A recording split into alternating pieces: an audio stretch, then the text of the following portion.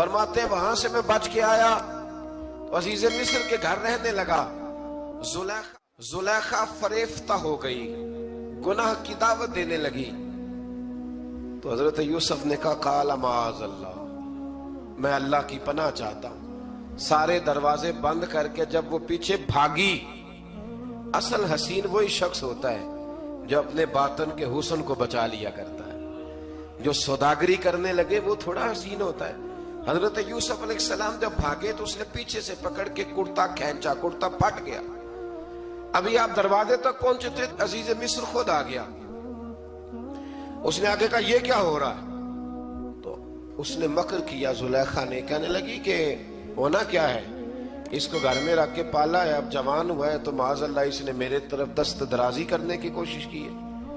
حضرت یوسف پھر خاموش ہو گئے. بھائی بیچ رہے تھے تو پھر بھی خاموش تھے. کبھی کبھی کچھ چیزیں خاموش رہ کے سہنی پڑتی.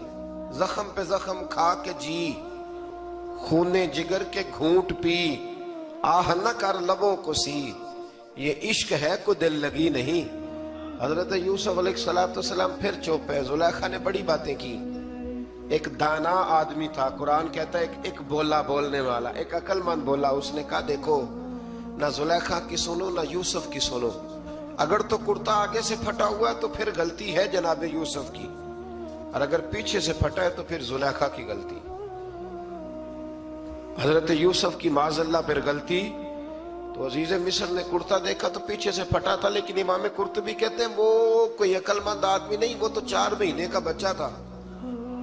وہ ایک 4 مہینے کا وہ قریب تھا. حضرت یوسف علیہ السلام کی گواہی دینے کے لیے اللہ نے اسے زبان دی تھی. زلیخا کے ماموں کا بیٹا تھا, 4 مہینہ کا گہوارے میں لیٹا ہوا, جب بادشاہ سے فیصلہ نہیں ہو رہا تھا اور بادشاہ پریشان تھا عزیز مصر کے کسی کو جا کے بتاؤں گا تو کوئی کیا سوچے گا, اس کے گھر میں کیا کچھ ہوتا ہے. کہتے پریشان تھا تو پنگوڑے سے بچہ بول پڑا.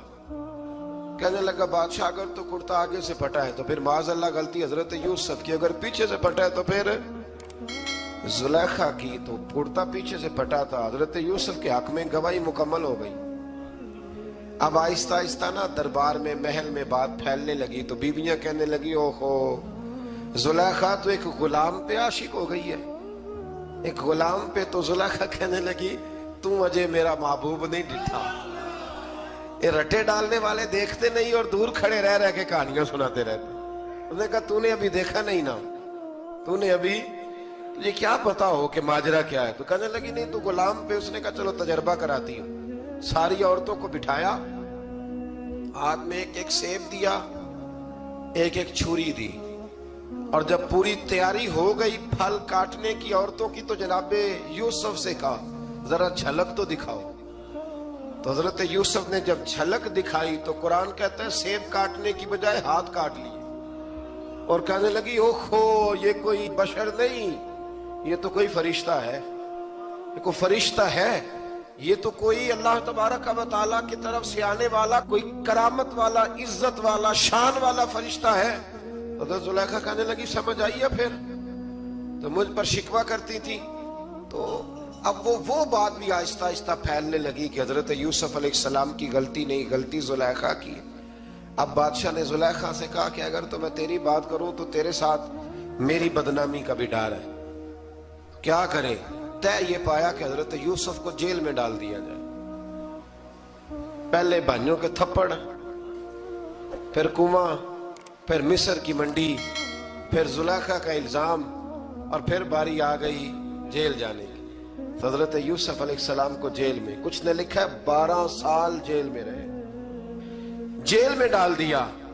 حضرت یوسف علیہ السلام جیل میں کیا کرتے؟ واعظ فرماتے, تبلیغ فرماتے, لوگوں کو اللہ کی توحید کی دعوت دیتے. وہاں جیل میں نا ایک شخص نے خواب دیکھا. اس نے دیکھا کہ میرے سر پہ نا پرندے کھا رہے. تو حضرت یوسف کہنے لگے اس کی تعبیر یہ ہے کہ تجھے قتل کیا جائے گا, تیری لاش کچھ دیر پڑی رہے گی تو پرندے تیرے سر پہ آ کے بیٹھیں گے, یہ تعبیر ہے. ایسا ہی ہوا, واقعی وہ شخص قتل ہو گیا. ایک شخص نے دیکھا کہ وہ شراب کشید کر رہا ہے. اس نے بھی تعبیر پوچھی تو آپ نے فرمایا تو اپنے بادشاہ کو پلائے گا. محسوس ہوتا ہے کہ اتنی دیر تک شراب ناجائز